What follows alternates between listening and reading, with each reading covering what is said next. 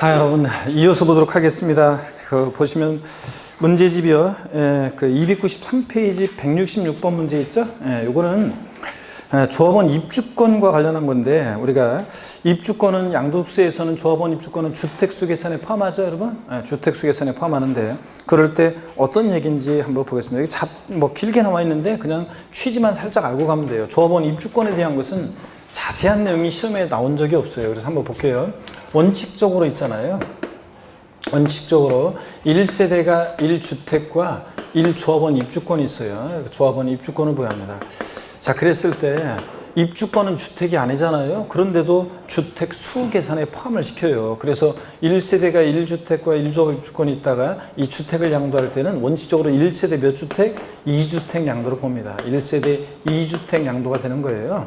자, 그래서 원칙적으로는 이렇게 이런 경우에 과세가 됩니다. 그런데 예외가요 굉장히 많아요. 예외가 비과세 받을 수 있는 예외가 굉장히 많은데, 우리가 일시적 2주택부터 시작해가지고 1세대 2주택인데도 1주택 양도로 보는 특례를 쭉 배웠잖아요. 그래서 일시적 2주택, 상속으로 인한 1세대 2주택, 문화재 주택 특례, 또 우리 아까 문제에 만났지만 수도권 밖에 수주하는 주택 특례, 그 다음에 이런 것들이 있습니다. 그래서 수도권 밖에 수주하는 주택 특례, 장기 임대주택 특례, 장기 가정 어린이집 주택 특례 같은 이런 것들이 쭉 있어요. 그래서 그런 경우가 쭉 있는데, 노부모 동거무양으로 인한 1세대 주택, 혼인으로 인한 1세대 주택 있잖아요. 그거하고 비슷해요. 그거하고 비슷해가지고 한번 볼게요.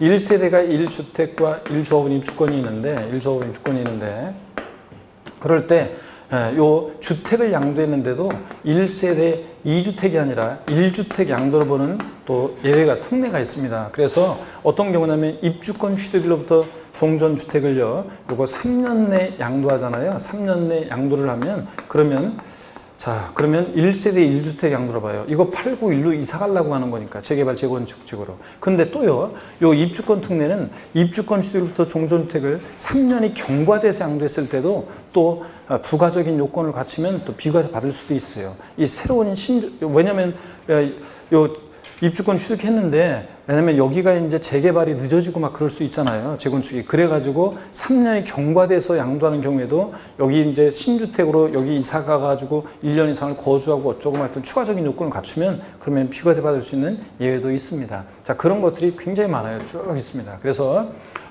재개발, 재건축 사업 시행기간 동안에 재개발, 재건축 벌어지면 다 때려부시고 입주권 받아요.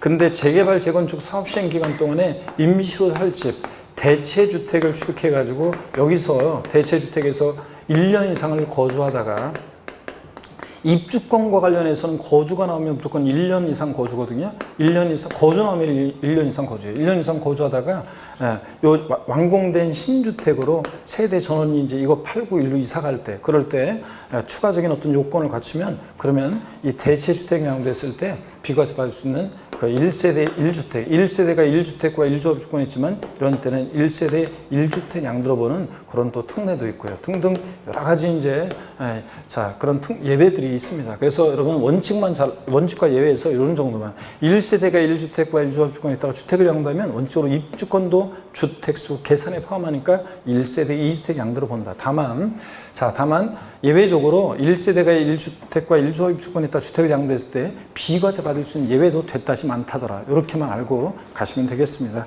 자, 그러면 한번 볼게요. 문제 166번 문제입니다. 1번에 보니까 도시 및 주거환경 정비법에 따른 주택 재개발 사업 또는 주택 재건축 사업 시행기간 동안에 임시로 살 집이 필요하죠. 거주하기 위해서 다른 주택을 취득하는 경우로서 같은 법에 의한 사업계획에 따라 취득하는 주택으로 세대 전원이 이사하게 되는 경우로서 1년 이상 거주한 대체주택, 항상 이 주택에서, 대체주택에서 몇 년 거주했어야 돼? 1년 이상이요. 하여튼 거주 나왔다 입주권에서 1년 이상 거주입니다. 거주한 대체주택을 양도할 때는 비과세를 적용한다. 임시로 살 집이니까 이거. 2번이요. 국내에 1주택을 소유한 1세대가 종전주택을 양도하기 전에 조합원 입주권을 취득함으로써 일시적으로 1주택과 1조합원 입주권을 소유된 경우에 종전주택 취득한 날부터 1년 이상이 지난 후 조합원 입주권을 취득하고, 그 조합원 입주권을 취득한 날부터 3년 이내 종전주택을 양도할 때는 부득이한 사유가 있으면 괜찮고요. 1세대 1주택으로 봐서 비과세를 적용한다. 그래서 금방 내가 일시적 2주택, 입주권 취득으로부터 3년 내 종전주택 양도할 때 이런 것들. 그 다음에 3번. 도시 및 중앙지역 정비법에 따른 주택 재개발 사업 또는 재건축 사업의 관리처분 계획에 따라 취득하는 주택이 완성된 후 2년 내 종전주택을 양도했을 때 1주택으로 비과세를 적용한다. 이거는 2번하고 3번하고 다 이어지는 얘기들이에요. 4번 봅니다. 조합원 입주권을 상속받은 경우라면 본인 의사 관계없이 취득한 것이므로 조합원 입주권을 양도하는 경우 1세대 1주택 비과세 규정을 적용한다 그랬는데, 여러분 어느 텔 먼저 양도해야 돼요? 일반 주택, 상속으로 인한 1세대 주택은 여기 보세요.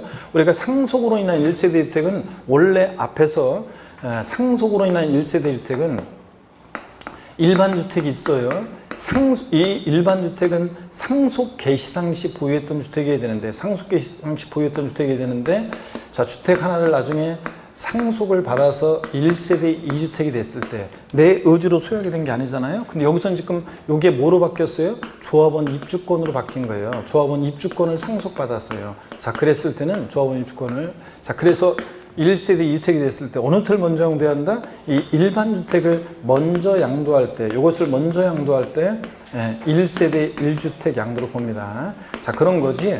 요 상속받은 주택이라든가 상속받은 조합원 입주권, 요것을 먼저 양도하면 요거 1세대 2주택 양도가 됩니다. 요거는 1세대 2주택 양도가 돼요. 그러니까 과세가 되죠. 그래서 상속으로 인한 1세대 2주택은 어느 텔 먼저 양도해야 한다? 일반 주택. 상속기 이상 소유했던 주택이 돼요. 사실은 올해 2020년도에 또 이런 것도 있어요. 좀 깊은 내용이 시행령 개정 내용도 있는데 이런 것도 있어요. 이 일반 주택은 상속 개시 전 2년 내에 돌아가신 피상속인으로부터 증여받은 주택이 있을 때는, 증여받은 주택일 때는 이 특례를 적용하지 않습니다. 악용의 소지가 있기 때문에, 자, 상속 개시 전 2년 내에 자, 피상속인부터 증여받은 주택이었을 때는 이 특례를 적용하지 않아요. 악용에서를 막기 위해서. 어떻든 간에 상속으로 인한 1세대 1주택. 어느 텔 먼저 양도해야 돼? 일반 주택이요.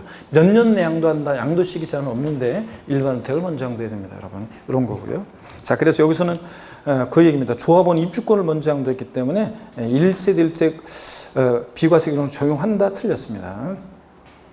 일반 주택을 먼저 양도했어야 돼요. 조합원 입주권을 상속받은 것을 먼저 양도하면 안 됩니다. 그래서 4번 틀렸고, 5번 직계존속을 동구분이하게 세대 합침으로써 조합원 입주권을 추가해야 된 경우, 자, 해당된다면 합친 날부터 역시 몇 년 내요? 10년 내 먼저 양도하는 주택은 1세대 양도로 봅니다. 아무거나. 자, 그러니까 부모님이 그러니까 내가 1조합원 입주권 하나 갖고 있고 부모님이 1주택 갖고 있고 세대 합쳤을 때는 합친 날부터 몇 년 내? 10년 내. 아무거나 먼저 양도하는 거 1세대 양도로 보고요. 그런 얘기입니다. 이제. 자, 한번 보시고 하시고 넘어갑니다. 또 가시면 167번 문제 있죠? 별표 시험입니다. 167번 문제 별표 시하시고 보겠습니다. 소득세법상 고가주택에 관한 설명으로 틀린 것은 그랬습니다. 1번에 양도소득세에서 고가주택이란 면적 기준에 관계없이 주택과 그 부토지 양도 당시에 실거래가액이 얼마요? 9억 원을 초과하는 주택을 우리가 고가주택이라고 합니다. 자, 올해부터는 여러분 근데 주의해야 될 것은 올해부터는 고가의 조합원 입주권도요. 고가의 조합원 입주권도 실거래가액이 9억 원을 초과하면 그러면 고가주택처럼 양도차익과 장특공제 계산할 때 안분 계산합니다. 예? 그래서 그것도 여기는 없지만 여러분들이 알아둡니다. 고가의 조합원 2020년 개정세법 고가의 조합원 입주권도 하여튼 고가주택처럼 똑같이 계산한다는 거, 이걸 좀 항상 알아두시고요. 자, 2번 보겠습니다. 1식 2주택의 경우에 새로운 주택 취득한 날부터 3년 이내에 3년 이상 보유한 종전의 고가주택을 양도할 때 1세주택으로 보아서 9억 초과 부분만 과세한다. 항상 고가주택은 9억 초과액 부분만 과세입니다. 비과세금 갖췄을 때. 3번이요. 등기된 1세대 1주택으로 10년 이상 보유한 고가주택. 자, 여기 이제 정확하게 답이 되려면 여기 2년 거주라고 좀 해놨어야 돼요. 자, 이 등기된 1세주택인데 10년 이상 보유한 고가주택인데 2년 거주까지 했어야 돼요.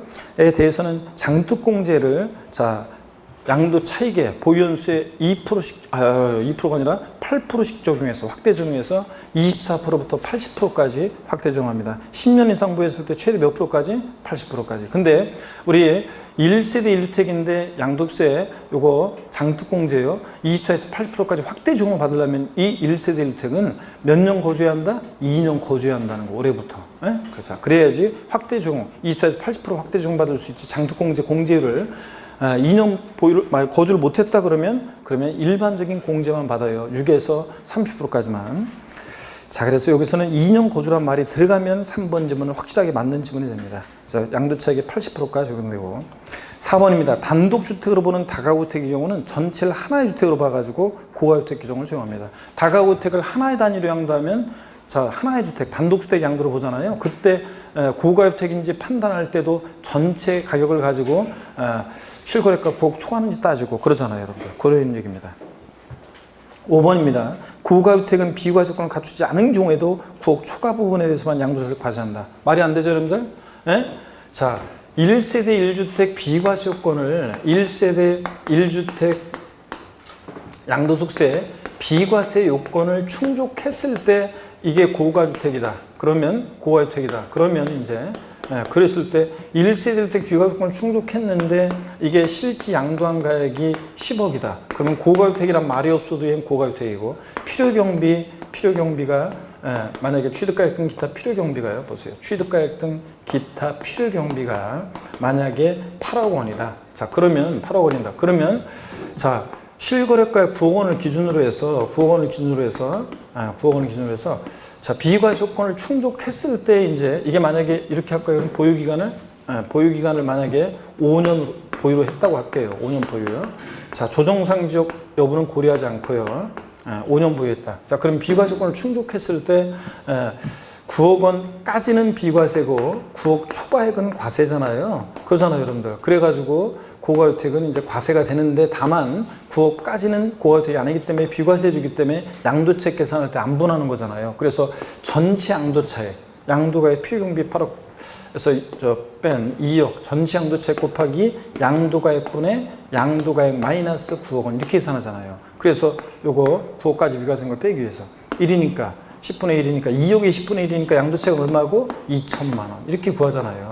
여러분 장기 포인트별 공제는 자, 또 안분 계산하는데 전체 일반적인 장기 포인트별 공제 곱하기 양도가액분의 양도가액 마이너스 9억 원 이렇게 안분 계산해요. 장특공제도. 그런데 그렇게 할 필요 없이 제가 그냥 안분 계산에서 구한 이 양도 차익에다가 바로 장특공제 공제를 적용하면 돼요. 자, 양도세 과세는 1세주택 요거 2년 거주했다는 전자에서 5년 보유하고 2년 거주했다는 전자에서 거주를 했다. 그런 전자에서 보유연수에 몇 프로씩 적용합니까? 장특공제는 8%씩이요. 자, 8%씩 적용하니까 5년 보유했으니까 5, 8, 40, 40%예요. 2천만 원에 40%는 얼마입니까? 248 얼마예요? 800만 원, 248 800만 원이잖아요. 이렇게 해서 장특공제를 구하고 자, 안분해서 구한 양도차익에다가 장특공제 공제율 보유연수 8%씩이요. 1세대이고 이거 2년 거주했다 그러면 8%씩. 그래서 이렇게 해서 장특공제 구하고 양도소득금액은 가필, 차, 장, 소니까 2천에서 800 빼니까 소득금액은 얼마고? 1,200만 원이고 이런 식으로 해서 1,200만 원이고 이런 식으로 해서 양도소득금액을 구합니다. 그래서 비과세권을 충족한 고가주택은 양도차익과 장특공제 계산할 때 안분 계산합니다. 제가 지금 안분하지 않고 바로 했는데 안분 계산한다 그러면 장특공제도 원래는 안분 계산합니다. 일반적인 장특공제, 그래서 양도차익, 전체 양도차익에다가 장특공제 공제율 40%, 5년 보유했으니까 5, 8, 40, 40%. 그러니까 2, 4, 8 얼마입니까? 8천만 원. 여기에 양도 가액분의 양도가액 마이너스 9억 원 이렇게 원래 안분하는 거예요. 그러면 1이고 8천만 원에 10분의 1이니까 장특공제액은 얼마입니까? 800만 원. 자, 결론 똑같잖아요, 여러분들. 이렇게 안분하는 거하고. 그래서 비과세권을 충족하는 고가주택과 고가의 조합원 입주권은 이렇게 양도차익 계산과 그 다음에 장기 보유통제 계산할 때 이렇게 안분 계산합니다. 여러분, 이런 겁니다. 자, 이렇게 이런 것도. 계산 문제 때문에 아우, 양도세가 너무 어려워요. 아우, 막 이런 분들이 많아요. 계산 문제를 안 풀어주고, 그래서 안 풀어주고, 아예 계산 문제는 하나도 안 풀어주고 제가 그냥 막 이렇게 하면은, 그러면 여러분들은 좋지. 양도소득세는 한 문제, 계산 문제가 세법은 계산 문제가 한 문제 나오는데 지방세에서 나올 때도 있고 28회 때 양도소득세 계산 문제, 29회 때는 지방세, 취득세에서 계산 문제, 30회 양도소득세 사례 문제가 나왔습니다. 그러면 제가 양도소득세 계산 문제는 한 문제밖에 안 나오니까 똘똘한 문제들 다 손 잡아준 다음에 맨 마지막에 시간 보고서 시간 될 때 사례 문제를 풀어야 되잖아요. 계산 문제 같은 것은. 딱 봤더니 간단한 게 아니라 계산을 막 해야 될 것 같으면 그런 거 나중에 풀어야죠. 그러니까 한 문제. 그러니까 별로 신경 안 써도 돼요. 합격에 당락에 영향을 안 미치니까. 그래서 부동산 학계로는 계산 문제 특강도 하고 그러지만 세법은 계산 문제 특강 할 필요가 있어요? 없어요? 없어요. 이론 배우면서 그냥 문제 풀이할 때 좀 연습하면 되는 거예요. 응용력 키우면서. 그런데 그래서 계산 사례 문제는 사실은 안 풀어주고 가고 싶은데 저도 그래야지 여러분들이 머리가 안 아프니까. 근데 계산 문제를 또 이런 걸 안 풀고 또 그냥 다 제끼고 이러면은 여러분 또 초등생들 중에는 뭐야 그냥 이런 거 하나도 안 풀어주고 말이야 뭐 이러면서 이러니까 풀어주는 거예요. 여러분들 공부하는 거예요. 근데 별로 여러분들은 신경 안 쓰셔도 된단 말이죠. 도저히 안 되겠다 그러면. 그래서 우리가 양도세가 어려워요 그런 분들은 사실은 양도세 어려워요 그런 분들은 이론 강의를 양도세 부분을 전체를 쭉 빠르게 한번 쭉 이제 심화 과정 같은 걸 한번 들어보는데 여러분들이요. 자, 공부할 때 목차를 우리 민법 우리 형님 누구야? 민법 우리 이종근 제가 딴 데서 제가 소개할 때 제가 이제 사회 보면서 뭐 이렇게 뭐 합격 설명이 뭐 하는 게 있거든요. 딴 데서 그런 데서 소개할 때 제가 자 민법계 리차드 기어 자 이종근 교수님 다 나오셨습니다. 자 한마디 하시죠 하면서 제가 소개하거든요. 자 그런데 맨날 제가 이제 우리 이종 교수님 이제 엄청 내가 막 띄워주지만 여러 가지 막 띄워주고 칭찬해주고 띄워주는데 이종 교수님 그러면 딱 보니까 저 잘 몰랐는데 보니까 맨날 무슨 입만 열었다 그러면 벽치기더라 벽치기 그죠? 벽치기 하더라. 그래서 제가 자 벽치기의 신공 자 벽치기의 신공 우리 이종근 박사님 나오셨습니다. 이러면서 맨날 제가 소개하는데 자 이종 교수님 보면은 뭐 벽에다가 목차 적어놓으라 그런 얘기 하잖아요. 우리가 사실은 그 공부할 때 있잖아요. 공부할 때 민법 같은 건 안 신쳐요. 이종 교수님 말이 맞는 게 뭐냐면 우리 공부할 때 항상 목차가 중요해요. 대목차, 소목차. 그래서 이 목차를 보면서 공부를 공부 처음 시작할 때도 목차를 보면서 아 이런 내용들이 나오는구나 이렇게 한번 보고 공부를 다 한 다음에 마지막에 또 우리가 뭐를 보냐면 목차를 보면서요. 공부했던 주요 내용들을 떠올려 보는 거예요. 그래서 공부는 이렇게 그 스크린 그려져야 돼요. 원래 사법시험 같은 거 2차 과목도 원래 이렇게 딱 머릿속에 이렇게 이거 하면 이거 이렇게 해서 요 목차가 딱 그려져야 되거든요. 그래서 그 목차에 따라서 이게 나오고 그 다음에 이거 이렇게 해서 소목차 이런 것들이 머릿속에 딱 그려져야지 답안을 쓸 수 있어요. 그걸 연습이 돼 있어야 돼요. 그런 것처럼 공부가 딴 거 없어요. 민법 같은 과목도 이렇게 목차가 이렇게 중요해요. 목차가 딱 돼 있어야지 머릿속에 그려져요. 이거 다음엔 이거 다음엔 이거 그 다음에 소목차 이거 다음엔 이거 이렇게 해서 이게 그려져야지 틀을 딱 잡는 거고 그 틀 속에서 문제를 공부를 하고 그래야지 헷갈리지 않고 또 그 다음에 응용력이 발휘되는 거예요. 세법 똑같아요. 양도세 그러면 양도세 특징이요. 제일 큰 특징이 양도세는 분류과세한다는 거. 다른 소득 합산하지 않고 따로 양도세만 구분과세한다 이런 거. 또 사실주의, 실질주의 과세한다는 거. 그 다음에 양도소득세 과세 대상 인것과 아닌 거예요. 그래서 대상 인거 아닌 거 골라낼 수 있어야죠. 뭐 올해 같으면 특히 뭐 이주권은 부동산과 함께 항도하는 이주권이 대상이고 따로 이주권만 구분 계산하면 기타 소득이다. 뭐 이렇게 해가지고 등등 양도세 대상, 그 다음에 인것과 아닌 거, 그 다음에 양도소득세 양도에 해당하는 거, 해당하지 않는 거 쭉 우리 표 있잖아요. 특히 제 합격 노트나 이런 거 보시면 거기 다 정리가 돼 있어요. 양도에 해당하는 거, 해당하지 않는 거. 요거 그 머릿속에 쭉 떠올려 보면 양도에 해당하는 게 어떤 거였더라 쭉 뭐 있잖아요, 여러분들. 그래서 뭐 매매, 교환, 법인현물 출자, 대물 변제, 뭐 부담보 중에 쭉 나오잖아요. 이런 것들 해당하지 않는 거, 뭐 양도담보 목적으로 이전, 무상 이전 아니고 뭐 이렇게 해서 또 이런 거 있잖아요. 그러니까 개발 사업 등이 벌어지면서 판지총으로 지번 변경되는 경우 보류지 충당되는 경우 해당하지 않고 지분의 변경 없는 곡물 분할 양도에 해당하지 않고 지적 경계선 변경을 위한 토지관 해당하지 않고 이런 거 있잖아요. 그러니까 양도에 해당하는 거 해당하지 않는 거. 그 다음에 양도 및 취득 시기 원칙 대금 청산일인데 예외들 쭉 있었잖아요. 장기할 무조건 매매로 했을 때 뭐 각 할부금 주받는 때 아니라 뭐 중빠른 날, 수용 중빠른 날 이렇게 이런 것들. 그래서 목차로 양도 및 취득 시기. 또 그다음에 양도세 계산 과정 가필, 차장, 소, 기, 과 이걸 머릿속에 딱 잡은 다음에 양도차익 계산할 때 양도가액을 실거래가 하면 취득가액도 실거래가, 양도가액을 기준가 하면 취득가액도 기준가. 양도차익 계산할 때 원칙 실거래가라고 계산해야 되는데 불분명하다. 그럼 어떻게 했어요? 매감한계. 자, 양도가액 불명하다. 매감한계. 자, 취득가액이 불명할 때 추계일정 경정 어떻게 한다? 매감한계. 이런 거. 그 다음에 양도차익 계산할 때 취득가액을 실거래가가 하면 기타 필요경비는 자본적 지출과 양도비 합계액이고 그래서 필요경비 항목에 어떤 게 포함하느냐 안 하느냐 표, 어떤 거 포함되고 포함되지 않는 거. 그 다음에 또 양도책 계산할 때 취득가액이 불명하면 취득가액을 추계해서 정하는데 어떻게? 매감, 환기. 취득가액을 추계해서 매매사례 감정가액, 환산가액 적용할 때 기타 필요경비는 필요경비 예산 공제액을 적용한다. 근데 특별히 취득가액을 환산취득가액으로 할 때는 환산취득가액 플러스 필요경비 예산 공제 합계액과 실제 들어간 자본적 출액 양도비 합계액과 비교해서 둘 중 큰 거로 하고, 그 다음에 또 가필차 양도책 계산했어요. 장특공제 제일 중요한 것은 공제 대상 인거 아닌 거. 국내에 소지하는 등기되고 3년 이상 보유한 토지 건물 및 조합원 입주권 대상이다. 비소합목 토지 포함이고. 자, 조합원으로부터 취득한 조합원 입주권 제외하고. 조정상 지역 외 다주택은 다 되는데 조정상 지역 내 다주택은 안 되고요. 그죠? 그래서 국외 자산 안 되고 미등기 양도하면 안 되고 토지 건물 조합원 입주권 이외 자산 안 되고 조정상 지역 내 다주택 안 되고. 공제율 양도 차익에다가 공제를 적용하는데 일반적으로는 보유원 수에다가 2%씩 적용해서 6에서 30%까지다. 근데 양도세 과세되는 1실택은 자, 몇 년 거주까지 했을 때 2년 거주까지 했다 그러면 보유연수에 8%씩 적용해서 24에서 8%까지 적용한다. 이런 것들. 그 다음에 기본공제, 가필차당 소득금액 구했어요. 공제에서 과세 비중할 때 기본공제는 뭐만 아니면 미등기 양도만 아니면 싹 다 깔아준다.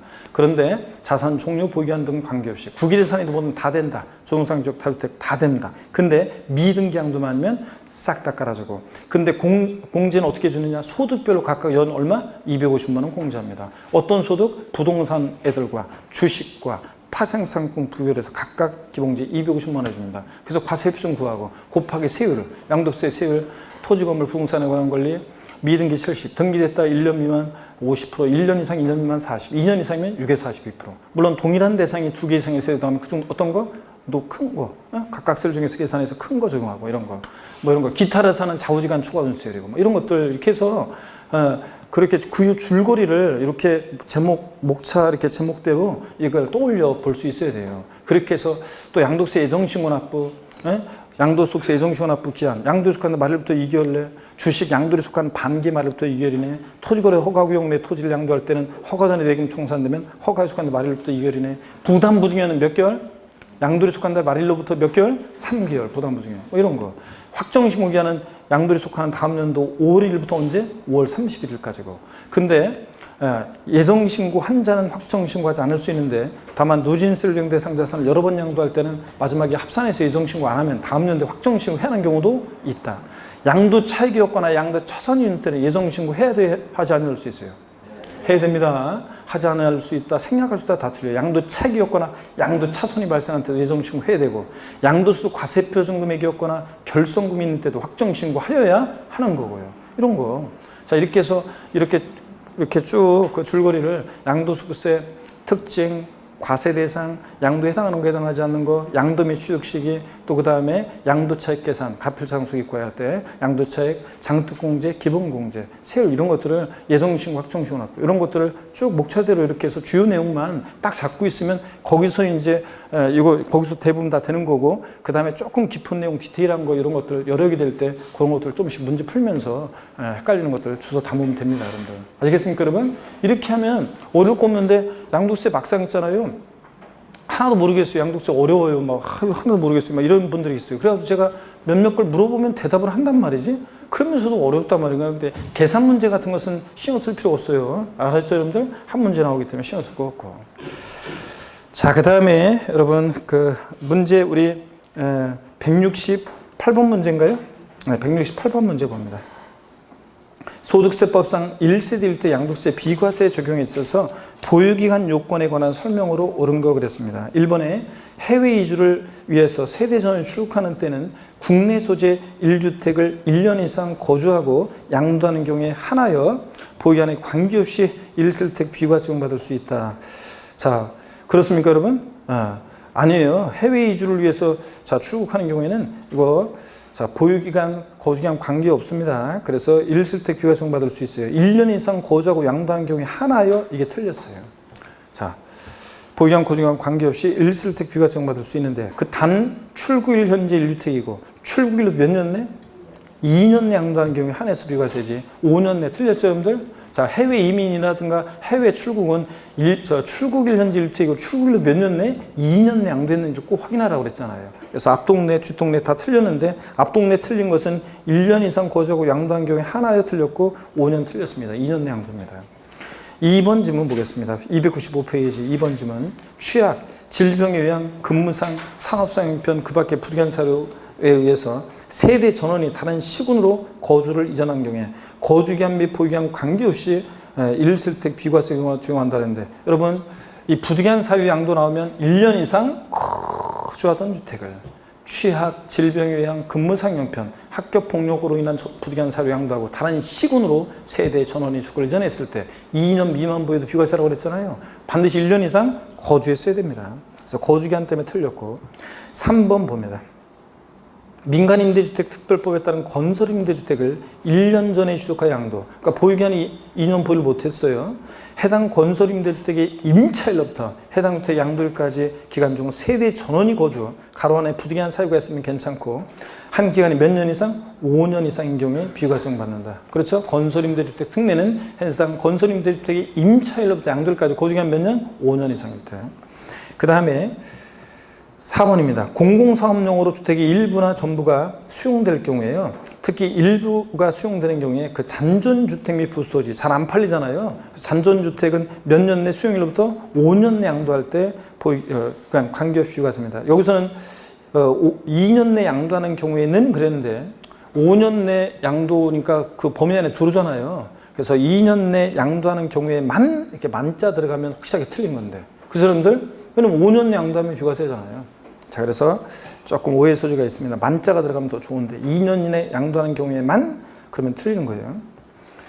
자, 보유기한에 관계없이 비과세 받을 수 있다. 이거 수용의 경우 1세대 1택이 수용을 당했다. 보유기한 거주기한 관계없이 비과세예요. 수용. 내 의지로 양도한 거 아니잖아요. 2년 미만 보유에 대한 정당한 사유가 된다. 근데 다만 일부 수용의 경우에 남게 된 잔존 부분은 수용일로 몇 년 내 팔아야 한다? 5년 내 양도할 때 비과세 받을 수 있습니다. 5번은 계속 반복되네요. 1년 이상 계속해서 국외거주를 필요하는 취약이나 근무상 형편으로 세대전을 출국할 때 보유기한에 관계없이 비과세 받을 수 있는데 다만 출국일 현재 1주택이고 출국일 몇 년 내요? 2년 내 양도해야죠.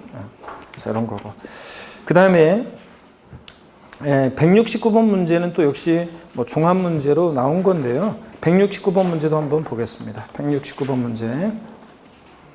소득세법상 양도득세 비과세에 관한 설명으로 옳은 것은 그랬습니다. 1번에 1세대 2주택인 자가 그중 하나의 주택이 법률 규정에 따라 권리처분계획 인가로 조합원 입주권이 된 경우에 다른 하나의 주택을 양도하는 경우 1세대 1주택으로 보지 아니한다 그랬는데요. 자, 여러분 우리가 입주권도 어떻게 한다고요? 주택 수 계산에 포함하잖아요. 그러니까 1세대 1주택으로 보지 않는다. 맞잖아요, 여러분. 네? 입주권 주택 수 계산에 포함하니까 1세대 2주택이잖아요. 1번 맞고요. 2번 보면 고유자가 그 배우자와 같은 주소에서 생계를 같이 하고 있다면 1세대로 보되 별거하고 있으면 각각 별도의 세로 본다. 그럼 다 별거하고 있다고 얘기하겠죠? 당연히 이것은 틀린 질문입니다. 그 다음에 3번이요. 주택을 증여받음으로써 1세대가 2주택을 보여야 되는 경우 일반 주택을 양도하는 경우에 1세대 1주택 비과세 적용받을 수 있다. 상속으로 인한 경우에는 1세대 상속으로 인한 경우에 1세대 2주택 특례를 적용받는 거지 증여받은 경우는 돼야 안 돼요? 안 됩니다. 증여받은 경우는 1세대 2주택이에요. 이거. 4번입니다. 혼인으로 인해서 1세대 2주택이 된 경우 혼인한 날부터 몇 년이요? 3년 내 양도하는 경우에 비과세 받는다는데 이런 질문이 이게 우리 문제 쓰신 분이 이게 이제 이런 게 5년 내 양도하면 1세대 아무거나 먼저 양도하는 때 1세대 양도를 보잖아요. 근데 3년 내 양도를 했으니까 이것을 소득세법상 그렇으니까 물론 이제 5년 내 양도해야 되기 때문에 틀렸다고 한 건데, 네? 근데 요거는 실전에서 이런 식으로 나오면 요거는 좀 오해 소지가 있습니다. 요거는 이의신청감이에요. 그래서 취지만 3년 이내 양도한 경우에만 이렇게 만자 들어갔다고 해서 요걸 틀린 지문으로 하시고요. 그렇죠? 만자 들어갔다고 해서 만자 집어넣고 틀린 것으로 하세요. 자, 5년 내 양도니까. 5번입니다. 상속에 의한 2주택이 된 경우 상속주택을 먼저 양도하는 경우 1세대 주택으로 본다. 상속으로 인한 1세대 2주택은 어느 주택을 먼저 양도해야 한다고 그랬어요? 일반 주택을 먼저 양도해야 돼요. 일반 주택. 수도권 밖의 수제주택 특례도 그렇고요. 이런 거 일반 주택을 먼저 양도해야 됩니다. 넘어갑니다. 어떤 넘어가서 보시는데, 물론 요거 170번 문제는 1번 지문만 한번 좀 볼게요. 170번 문제 1번 지문만. 1세대, 소득세법상 1세대 1주택 양도세 비과세에 관한 설명으로 틀린 거 그런데 1번 지문 한번 볼게요. 1세대가 1주택 규정을 적용할 때, 1세대주택 규정을 적용할 때 2개 이상의 주택을 같은 날에 양도하는 경우에는 기준시가가 높은 주택을 먼저 양도해서 본다는데 틀렸어요. 여러분이 한번 보실래요? 네.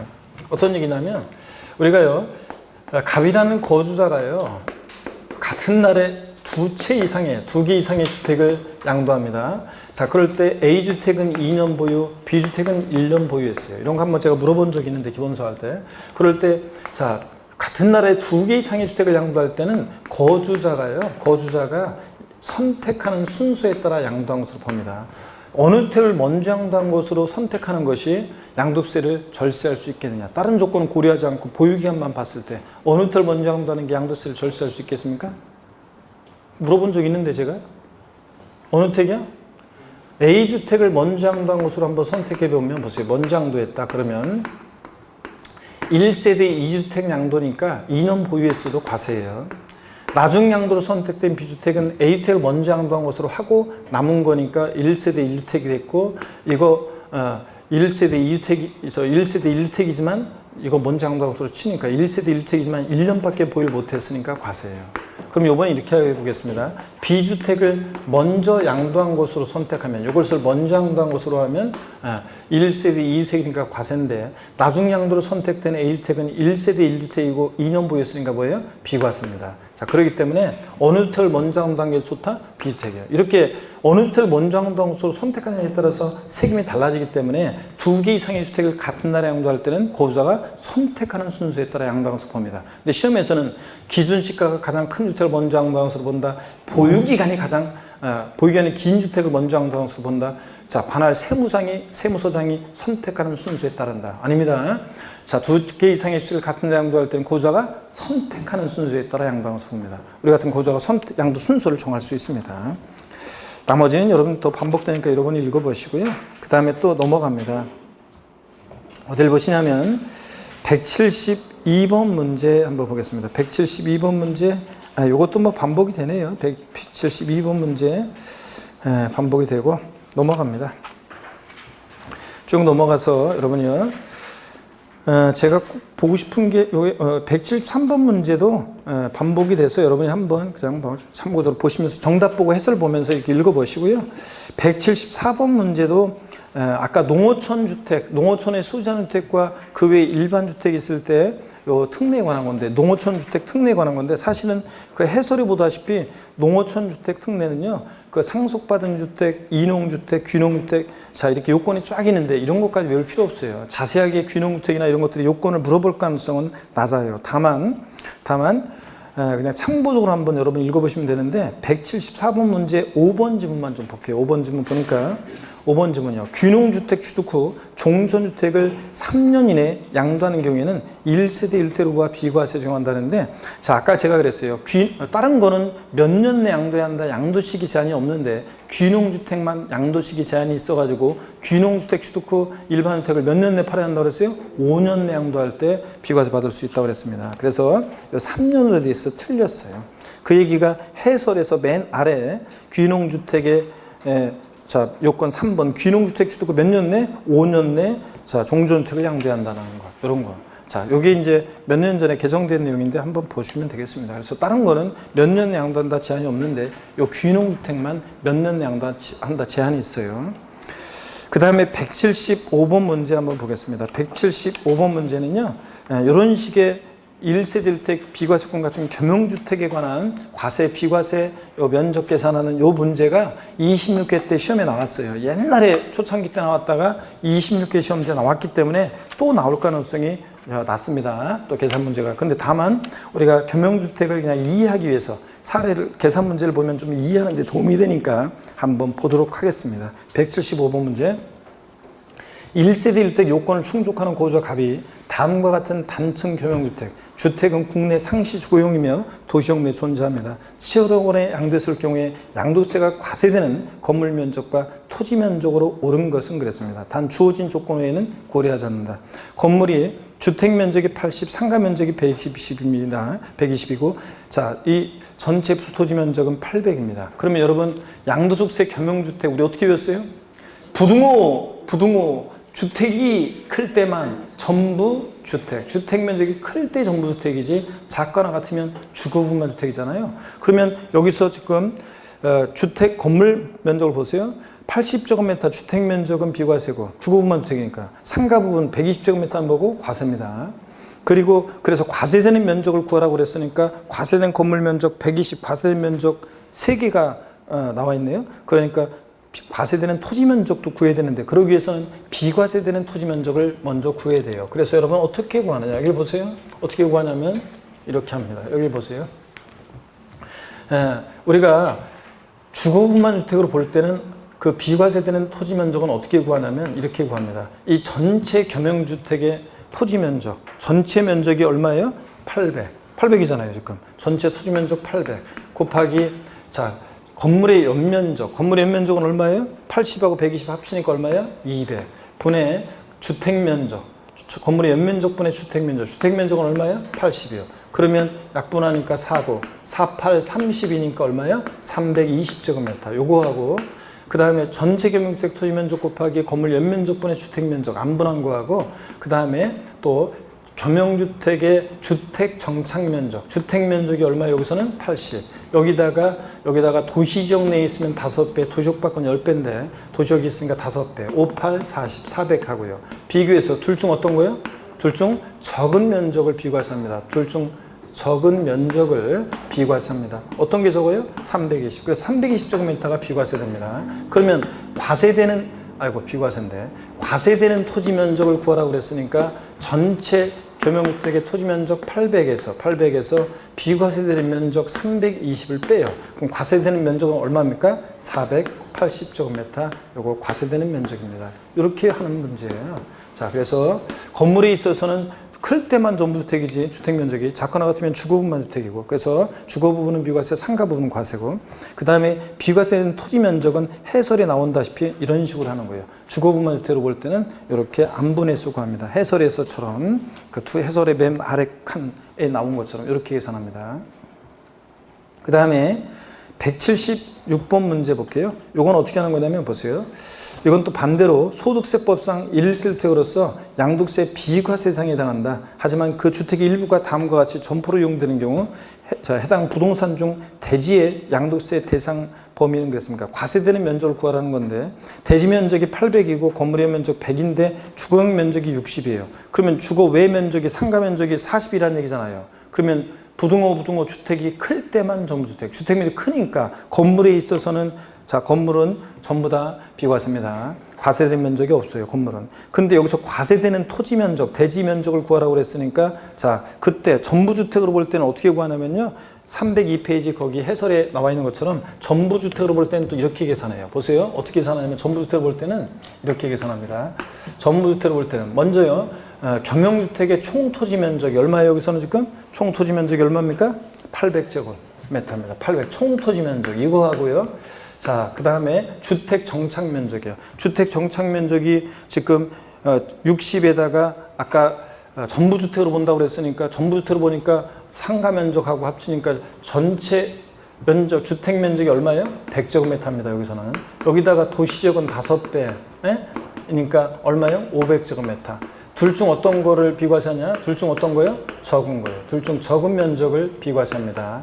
그러니까 비과세되는 토지 면적은 얼마예요? 500이에요. 그럼 500제곱미터가 비과세니까 과세되는 토지 면적을 구하라고 그랬으니까 전체 겸용주택의 토지 면적 800에서 비과세되는 면적 500을 빼요. 그러니까 과세되는 면적은 몇 제곱미터? 300제곱미터만 요거 과세되는 면적입니다, 여러분. 이렇게 구하는 문제입니다. 이해되십니까, 여러분? 요거. 자, 이렇게 해서 과세되는 대지 면적은 300입니다. 3번 이렇게 구하는 거예요. 왜냐면 전부주택으로 볼 때는 주택 정착 면적이 전부주택으로 볼 때는 60에서 40 주택 면적 60, 상가 면적 40인데 전부 주택으로 보니까 자, 주택 면적은 100제곱미터가 되는 거예요. 전부 주택으로 보니까. 이런 문제였습니다. 한번 됐습니다. 한 번만 이해하면서 자, 겸용주택 나왔다. 이제 모망적 계산 문제 나왔으니까 또 나올 가능성이 낮고 양도세 1세대 1택 비과세금 갖춘 겸용주택 나왔다. 모망적해 부등호 주택이 클 때만 전부 주택. 요것만 잘 기억합니다. 주택 면적 클 때는 전부 주택이고 작거나 같으면 주거분만 주택이다. 요걸 잘 아시면 되고요. 나머지 177번 문제, 그 다음에 178번 문제 뭐 이런 것들이요. 지금 반복해서 이렇게 다 나옵니다. 여러분이 읽어보시면 돼요. 여러분들이 한 가지만 잠깐만요. 허위계약서 작성과 관련해서도 관련해서 문제를 한번 풀었었는데 풀었구나. 그럼 됐습니다. 여러분이 한번 쭉 읽어보세요. 나머지 문제들 다 여러분이 한번 쭉 읽어보시면 되겠습니다. 다 반복해서 나오기 때문에 여러분이 한번 쭉 읽어보세요. 자, 종합 문제로 쭉 나오는 것들이고 여러분이 읽어보시면 되겠습니다. 이렇게 해서 우리가 비과세에 관한 문제는 이 정도 우리가 보겠습니다. 자, 그래서 양도세 비과세는 여러분 보세요. 비과세 소득의 종류요. 비과세 소득의 종류. 먼저 일정한 농지 파산 선고에 의한 처분으로 발생한 소득 비과세한다고 그랬습니다. 그죠? 또 일정한 농지 교환 또는 분합으로 인한 소득 비과세입니다. 또 지적 제조세에 관한 특별법 규정에 따라 경계 확정으로 면적이 감소돼서 지급받은 조정금은 주는 주체가 공적기관이니까 감소돼서 지급받은 조정금 뭐한다? 비과세한다는 거. 지적공사장 면적이 증가돼서 징수당한 조정금은 양도세 계산 시에 취득가액에 포함한다, 포함하지 않는다? 포함하지 않는다. 자, 그래서 지적공사장 면적이 감소돼서 지급받은 조정금은 비과세. 그 다음에 1세대 1주택과 그 부토지 양도에 대한 소득을 비과세한다고 그랬습니다. 그래서 여러분, 그럴 때 1세대 1주택 비과세는 고가주택 제외입니다. 또 주택과 함께 양도되는 일정 면적까지 주택 부토지 양도에 대한 소득을 비과세하는데 비과세되는 주택 부토지 범위가 주택 정착 면적의 도시요금 몇 배? 5배. 도시요금 몇 배? 10배까지 비과세한다는 거. 그 다음에 또 1세대 1주택 비과세에서 고가주택은 항상 제외입니다. 실거래가액 9억 원 초과하는 고가주택은 비과세 폐지되고 과세가 되니까. 그 다음에 1세대가 근데 배우자와 함께 원래 1세대를 구성하는데 배우자와 함께 1세대를 구성하는데 배우자 없이도 단독 세대 구성하는 경우도 있어요. 아까 여기 없었지만 문제집이 없었지만 보세요. 나이가 몇 세요? 30세 이상이거나 나이가 30세 이상이거나 또 30세 이상이거나 배우자가 아까 그래서 세법에서 노초녀 노총각 원래는 현실에서는 노초녀 노총각은 40세 이상인데 우리 세법에서는 몇 세? 30세 이상. 자, 그 다음에 이거나 그러면 세대 분리할 수 있죠? 단독세 구성할 수 있고 배우자 없이도. 그 다음에 또 배우자가 사망하거나 이혼한 경우 사망하거나 이혼한 경우 어쩔 수 없이 단독세 구성할 수 있죠. 또 그 다음에 또 소득세법상 소득이 뭐 기준 중위소득 40% 수준 이상으로서 근데 그것까지 못 해도 괜찮아요. 기준 중위소득 40% 수준 이상으로서 소유 관리 일정한 소득세법상의 소득이 있었는데 관리 그 주택 토지를 관리 유지할 수 있으면서 생계를 유지할 수 있는 경우에 일정한 소득이 있으면 나이가 30세가 안 돼서도 단독세 구성할 수 있다. 이런 거 요약집이나 기본서에서 배웠었어요. 자, 이렇게 배우자 없이도 단독세 구성할 수 있는 경우도 있고요. 1세대가 1세대 갖고 있는 주택을 전부 다 합쳤을 때 양도에 이제 몇 주택이어야 돼? 국내에 1주택이면 됩니다. 과거에 집이 몇 채 있었는지는 상관없고 양도 시점에 1주택이면 되고 또 해외에 있는 주택은 주택수 계산에 포함한다 안 한다? 안 하고 양도에 이제 국내 1주택을 자, 몇 년 보유요? 2년 보유하면 비과세다. 근데 다만 비고자가 고자로 전환되는 경우는 몇 년 보유한다? 3년이요. 또 보유하면 비과세인데 다만 조정대상 지역 내 조정상 지역 공고를 이후에 취득한 주택은 자, 몇 년을 거주한다? 보유한 중에 2년 거주한다. 자, 그리고 이런 걸 배웠고요. 비과세. 그 다음에 또 여러분 봅니다. 같은 날에 2개 이상의 주택을 양도할 때는 자, 보유기간이 가장 긴 주택을 먼저 양도한 것으로 봅니다. 아니고 거주자가 선택하는 순서에 따라 주택을 양도한 것으로 보고 또 여러분요. 공동 소유주택은 지분이 가장 큰 자의 소유를 계산한다. 아닙니다. 공동소유주택이요. 공동소유자 각각의 소유를 계산합니다.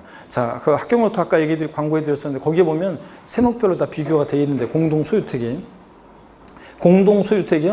부동산 임대업에서 사업소득 계산할 때만 공동소유주택은 지분이 가장 큰 자의 소유를 계산하되 다만 지분이 가장 큰 자가 2인 이상일 때 각각의 수로 계산해요. 다만 올해 2020년 개정세법 소수 지분자도 주택수에 가산하는 경우가 있다. 그래서 소득 연간 임대소득이 자 얼마요? 600만 원 이상이거나 또는 엔드가 아니라 또는 고가주택일 때는 지분율이 몇 프로? 30% 초과할 때는 소수 지분자도 주택수에 가산하는 경우도 있다. 이렇게 원칙적으로 이렇게 부동산 임대업에서만 공동소유주택 지분이 가장 큰 자유수를 계산하지 종합부동산세에서 주택수 계산할 때라든가 그 다음에 양도소득세라서라든가 자 이럴 때에서는 다 뭐냐면 공동소유주택은 공동소유자 각각의 소유로 주택수 계산합니다. 아셨죠?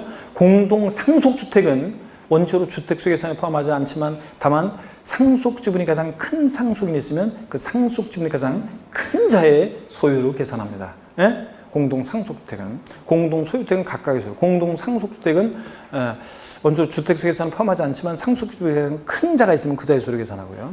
자, 그 다음에 또 주택인지 아닌지는 실질과세원칙에 따라 판단해요.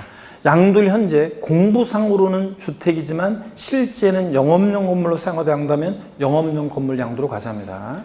자, 그 다음에 합숙소, 공장 구내의 합숙소나 펜션 자, 이런 것들은 콘도미니엄 이런 것들은 1세대 1주택 비과세형이 되는 주택이 아니다. 이런 것들.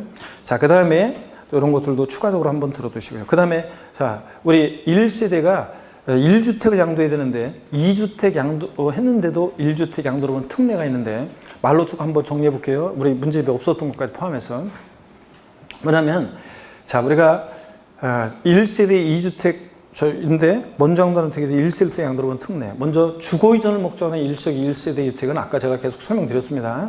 자 그러니까 종전주택 취득 후 몇 년 후에 신주택을 취득했어야 돼요? 1년 경과된 후에 신주택 취득했어야 되고 신주택 취득부터 종전주택을 몇 년 양도하면 3년 내 양도하면 1세대 양도로 봅니다. 다만 둘 다 조정상적에 있을 때는 신주택 취득부터 종전주택을 몇 년 내 팔아야 돼? 1년 내 양도해야 되고 또 신주택 취득 후 1년 내 이사도 오고 전입신고까지 해야지만 1세대 1주택 양도로 봅니다. 그 다음에 또 여러분 보세요. 상속으로 인한 노부모 동거동의로 인한 1세대 주택은 학관날로부터 몇 년? 10년 내. 혼인으로 인한 1세대 주택은 몇 년 내? 5년 내 먼저 양도하는 주택 1세대 양도로 보고요. 상속으로 인한 1세대 주택은 몇 년 내 양도한다 제한은 없는데 자 일반주택 상속기 당시 일반주택이 있고 주택을 상속받아서 1세대 주택이 됐을 때 어느 주택을 먼저 양도해야 돼? 일반주택을 먼저 양도해야지 상속받은 주택 먼저 양도하면 과세입니다. 또 이런 것도 있습니다 여러분. 수도권 밖에 소지한 주택 특례, 지방주택 특례인데요. 한번 보실래요? 지방주택 특례인데 한번 보세요. 수도권에 일반주택이 있어요. 자, 이것도 추가해서 한번 알아둡니다. 수도권에 일반주택이 있는데요. 여기 보세요. 수도권에 일반주택이 있고요. 일반주택이 있고, 지방에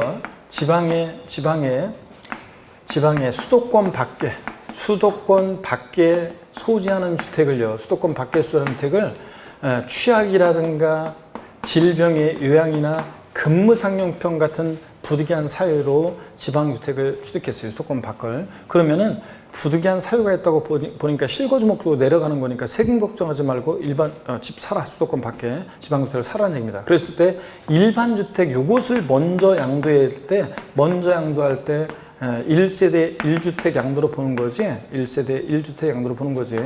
요거요. 만약에 수도권 밖의 주택 요것을 먼저 양도하면 과세입니다, 여러분. 그래서 어느 를 먼저 양도하는지 잘 보셔야 돼요. 요거 과세고요. 그 다음에 요거 취약이나 질병 유행이나 근무상용병 같은 부득이한 사유가 해소됐을 때는 그 부득이한 사유 해소일로부터 요거 몇 년 내요? 3년 내. 사유 해소일로부터 3년 내에 요것을 양도했어야 됩니다. 일반주택을. 이런 것도 있습니다. 수도권 밖의 주택 특례도 있고요. 또 그 다음에 문화재 주택 특례도 있어요. 일반주택이 있고 그 다음에 등록 문화재 주택도 있습니다. 등록 문화재 주택이 있어요. 자, 그럴 때 어느 주택을 먼저 양도해야 돼? 이것도 일반주택 요것을 먼저 양도할 때 1세대 1주택 양도로 보는 거지. 1세대 1주택 양도로 보는 거지. 요거 똑같아요. 이 문화재 주택을 먼저 양도하면 과세입니다. 자, 그 다음에 또 이런 게 있어요. 어떤 게 있냐면 장기 임대주택 특례도 한번 설명드릴게요. 아까 요약집이 문제집이 없었지만 한번 설명드립니다. 여기 보세요, 여러분들. 어떤 거냐면 장기 임대주택 특례요. 자, 거주주택이 있습니다. 거주하는 주택이 있고요. 거주주택이 있고, 그 다음에 장기 임대주택이 있습니다. 장기 임대주택이 있어요. 자, 그랬을 때 여기 봅니다. 장기 임대주택이 있어요. 장기 임대주택으로 등록한 주택이 됩니다. 자, 그런데 그럴 때 장기 임대주택은 뭐 여러 채 있어도 상관없는데 또 장기 가정 어린이집 주택이라는 게 있어요. 장기 가정 어린이집 주택 같은 것도 요것도 구조는 장기 임대주택과 같아요. 요거는 거주주택을 먼저 양도할 때, 요것을 먼저 양도할 때, 요걸 먼저 양도할 때 1세대 1주택 양도로 봅니다. 그런 거지. 1세대 양도로 보는 거지. 이것도 장기 임대주택이나 장기 가정 어린이집 주택 먼저 양도는 과세예요. 근데 다만 특이하게도요. 여기 없지만 기본소나 요약집에 있었어요. 보세요. 이 비과세까지 받으려면요, 특이하게도 이 거주주택은 2년 보유 요건도 갖춰야 되면서, 또 그 보유기간 중에 2년 거주도 해야 돼요. 조정 대상지역이 아닌데도 이 거주주택 양도했을 때 2년 거주를 해야 합니다, 여러분들. 이런 것들 한번 보시고요. 자, 그 다음에 이 장기 임대주택은 연 임대료 증가율이 5% 넘으면 안 되고 뭐 이런 게 있습니다. 자, 그리고 좀 실생활과 관련해서 요거 한번 알아두면 또 좋은 게 이런 게 있어요. 이 거주주택 있잖아요. 예전에는 요 비과세권 갖췄어요. 팔고요. 또 주택을 사서요. 나머지 주택들은 장기 임대주택으로 등록이 돼 있고 거주주택 또 사요. 그래서 또 거주해요. 보유하고 2년 거주권 갖추고 그러면 또 비과세 받을 수 있었어요. 몇 번이든. 근데 이제 올해부터는요. 생애 최초로 양도하는 주택 딱 하나만, 한 번만, 요거 1회 한해서만 거주주택, 이 장기 임대주택 특례를 적용받아서 거주주택 양도할 때 비과세 받을 수 있는 거지, 이제 여러 번 안 돼요. 한 번만. 그런 규정들도 있습니다. 뭐 깊은 내용이지만 한번 이렇게, 자, 우리가 1주택이 2개인데도 1주택 양도로 보는 특례 우리가 쭉 봤습니다. 일시적 2주택, 너무 동공이하고 인한 1세대 주택, 혼인으로 인한 1세대 주택, 그 다음에 상속으로 인한 1세대 주택, 그 다음에 수도권 밖에 소지하는 주택 특례, 그 다음에 문화주택 특례, 그 다음에 장기 임대주택 특례, 그리고 아까 농어촌 소재주택 특례 같은 것도 배웠습니다. 그래서 여러분들, 그리고 2년 보유를 해야 되는데 2년 미만 보유했는데도 비과세 받을 수 있는 특례가 있는데요. 건설 임대주택 특례예요. 건설 임대주택 특례. 저를 봅니다. 물론 이제 조정 대상 지역에서 저 주택은 2년 거주까지 해야 되는데요. 어떤 거는 2년 미만 보이는데도 비과세 받은 특례가 있는데 건설 임대주택 특례예요. 건설 임대주택의 취득일로부터 양도일까지 거주기간이 5년 이상일 때 비과세 받을 수 있습니다. 그렇죠, 여러분들? 아닙니다. 건설 임대주택의 취득일이 아니라 임차일로부터 양도일까지 거주기간 5년 이상이면 취득일로부터 양도일까지 보유기간 따졌을 때 취득일부터 양도일까지 보유기간이 2년 미만이어도 비과세 받을 수 있습니다. 임차일로부터 양도일까지 세대 전원이 거주한 기간 몇 년? 5년 이상일 때. 또 1세대 1주택인데 1세대 1주택의 전부 일부가 수용을 당했다. 어쩔 수 없는 거죠. 나가 2년 부여하고 싶지 않았던 거 아니고. 그래서 1세대 1주택의 전부 일부 수용당한 경우에 비과세입니다. 다만 일부 수용의 경우에 남게 된 잔존 부분은 몇 년 내에 양도해야 한다? 5년 내에 양도해야지만, 자, 잔존 부분 비과세 받을 수 있다. 5년 내에 양도하면 잔존 부분도 비과세 받을 수 있다. 또 해외 이주법에 따른 해외 이주로 세전에 출국한다거나 1년 이상 취약이나 근무상 형편으로 국외에 거주하기 위해서 출국하거나 이럴 때는 출국일년제 1주택이면서 출국일 몇 년 내? 출국부터 2년 내 양도할 때만 비과세 받을 수 있다. 자, 그 다음에 1년 이상 거주하던 주택을 취약, 질병에 의한 근무상 형편, 사업상 형편 안 되고 학교 폭력으로 인한 전학가 등 부귀한 사람 양도하고 다른 시군으로 주거를 이전할 때, 이 1세대 1주택은 2년 미만 보유도 비과세 받을 수 있는데, 그러려면 반드시 1년 이상 거주했는지 꼭 확인하고, 취약, 질병, 근무상 형편, 학교폭력 같은 부득이한 사유인지 확인하고, 사업상 형편 안 되고, 또 다른 시군으로 세대 전원이 주거를 이전했는지 확인하고요. 아시겠습니까, 여러분? 이런 경우에 비과세다. 그래서 이 정도 여러분들이 비과세 꼭 알아두셔야 되겠습니다. 자, 이렇게 해서 우리가 다 봤고요. 오늘 조세 총론으로 갈까 했는데, 제가 비과세가 이게 딱 제 요약집으로 했었으면 벌써 비과세 다 끝나고 저기로 갔었을 건데, 그래서 조세 총으로 갈 건데 좀 이렇게 설명하면서 이렇게 하다 보니까 조금 늦어졌는데 어떡하네. 오늘 양도세를 또 전반적으로 제가 아까 양도세 어렵다고 생각하지 말고 그 벽치기 신공 그 목차 큰 이렇게 순서 양도세 그 목차에 따라서 그 주요 내용을 머릿속에 한번 떠올려 보는 거예요. 그리고 잡다한 거 일단 빼놓고 가장 중요한 틀만 일단 여러분들이 하시고요. 네? 그래서 포함하는 거, 포함하지 않는 거, 뭐 이런 것들을 필요 경비에 포함하느냐, 안 하느냐, 양도 해당하느냐, 안 하느냐, 이런 것들은 그 표를 보고서 여러분들이 포함하는 거, 포함하지 않는 것들을 머릿속에 또 떠올리면서 정리하시고요. 안 떠오르면 다시 한번 보고 이렇게 해서 큰 틀 속에서 이렇게 제목 흐름 속에서 틀을 잡으시면 양도세를 여러분들이 정리할 수 있습니다. 자, 그렇게 당부시고 다음 시간에는 이제 진도를 좀 많이 나갈게요. 조세 총론부터 해가지고 다음 주에부터는 진도를 좀 많이 나가도록 하겠습니다. 고생 많으셨고 다음 주에 씩씩한 모습으로 다시 뵙겠습니다. 여러분 고맙습니다.